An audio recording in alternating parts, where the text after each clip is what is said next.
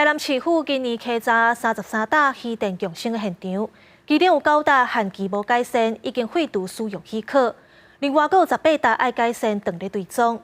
当地有民间团体是呼吁市府应该针对业者有影正电、无影用实的部分加强调查。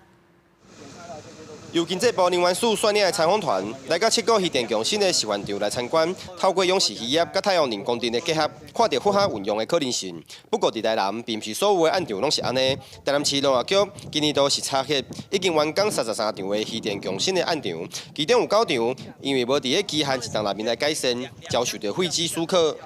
其中9件没有在期限内完成改善，已经废止；6件是符合的，18件没有完成改善，然后我们进行列管，是查核时现况跟核定的经营计划书不符，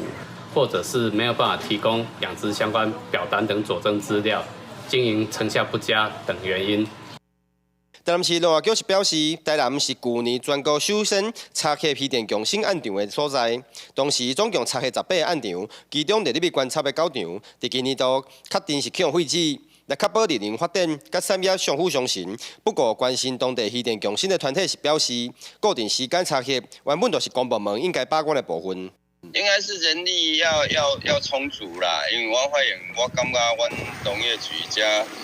人员不足啦。讲实在话，因为你这个势必